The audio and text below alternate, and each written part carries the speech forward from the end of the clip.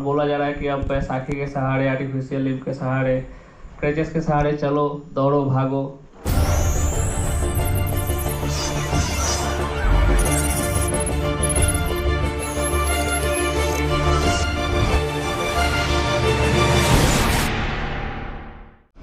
Actually मैं बिहार से हूँ और कोलकाता में 2015 में जब बिहार से आ रहा था और उसी दौरान एक दुर्घटना में मेरा पैर ट्रेन से फिसल जाने के बाद मैं प्लेटफॉर्म पे गिर गया और पूरा पैर खराब हो गया।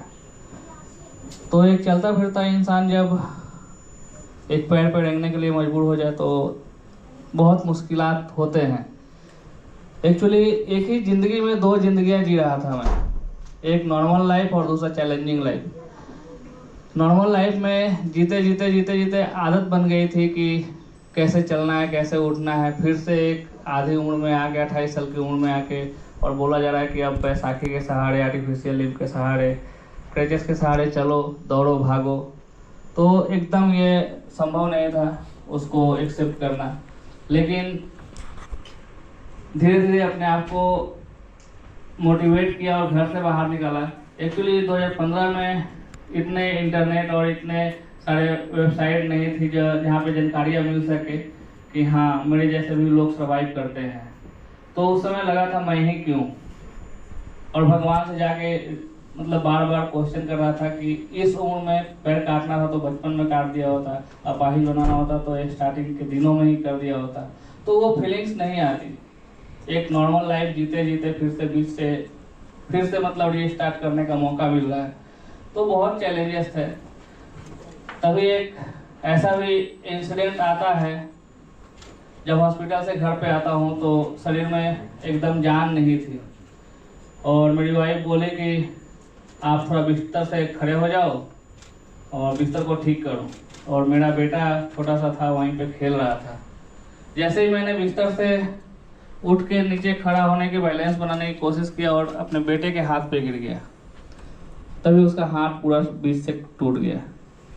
और ये सब देख के मेरी माँ, जो कि बूढ़ी हो चुकी थी, उनसे देखा नहीं गया और उनका दिल का दौरा पड़ गया कि एक मेरा बेटा और उसका पैर कट गया और एक पोता, उसका हाथ टूट गया। मतलब वो अपने आप को संभाल नहीं पाई और फिर से उनको हॉस्पिटलाइज करना पड़ा। जैसे तैसे 2 दिन के बाद वो आई घर। ये सब चीज़ें मेरे को अंदर से एकदम खाई जा रही थी। फिर मैंने सोचा कि सच में मैं अपने परिवार के ऊपर, अपने फैमिली के ऊपर, माँ बाप के ऊपर बोझ बन गया हूँ और असली ज़िंदगी मेरी यहीं से चालू होती है। मैंने जैसे तैसे घर से एक रस्सी निकाली और गले में डाल के बोला ख़त्म कर देता हूँ आज। तभी अचानक से मेरा बेटा सामने आया और मेरे से मतलब पता नहीं कैसे उसके मुंह से निकला, पापा झूला क्यों लगा रहे हैं। तो जैसे कोई चोरी करता है और सामने कोई अचानक से आ जाए तो वो सहम जाता है, मैं भी सहम गया था। फिर मैं उस दिन अजीब सा फीलिंग्स आया। मैं बोला कि नहीं, ऐसा गलत कदम तो मतलब एक तो इतने स्ट्रगल के बाद मैं हॉस्पिटल से ठीक होके आया हूँ 1.5-2 महीने बाद, और फिर से एक और जख्म देने जा रहा था अपने फैमिली को, अपने माँ को, अपने बच्चे को, कि नहीं ऐसा कुछ एग्जाम्पल ऐसे सेट करना है अपने आप को कि लोग मतलब मेरी स्टोरी, मेरी कहानी पढ़ें और बोले कि हाँ इसमें दम था, इसने करके दिखाया।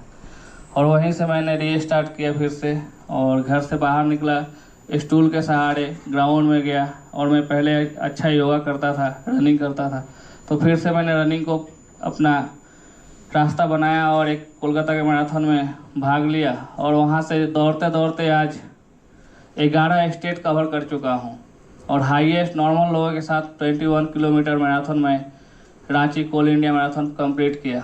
उसके बाद वहाँ से मैंने जैसे ही स्टार्ट करना चालू किया माउंटेनिंग 2022 में, तो फिर चैलेंजेस और भी बड़े थे। मैंने 120 किलोमीटर का ट्रैक दार्जिलिंग से 10 kg का वेट कैरी करते हुए नेपाल होते हुए मैंने 120 किलोमीटर का ट्रैक किया। एडवेंचर कोर्स में अच्छा ग्रेड आया और फिर मैंने basic mountaineering course Darjeeling HMI से शुरू किया। ये भी पॉसिबल नहीं था ग्रुप कैप्टन जय किशन अगर नहीं होते वहाँ पे। ग्रुप कैप्टन जय किशन सर का बहुत सपोर्ट मिला मेरे को। फिर से मैंने सर से रिक्वेस्ट किया कि मैं माउंटेनिंग में बहुत बड़ा कुछ करना चाहता हूँ। फिर सर ने बोला इसमें खर्चे बहुत हैं, तो मैं एक प्राइवेट कंपनी में नौकरी के दौरान 8-10 हज़ार के रुपये के दौरान मैं स्विगी जोमेटो में भी काम करता हूं, ताकि ये सब सारी चीज़ें कर सकूं। सर से रिक्वेस्ट करने के बाद सर ने अप्रूवल तो दे दिया। 16,500 फीट की ऊंचाई, लगभग बहुत मतलब मेरे जैसे लोग अभी तक कोई किसी ने वहां तक नहीं पहुंचा था, और साथ में 780 स्क्वायर फीट का तिरंगा लेके जाना, ये बहुत गर्व की बात है।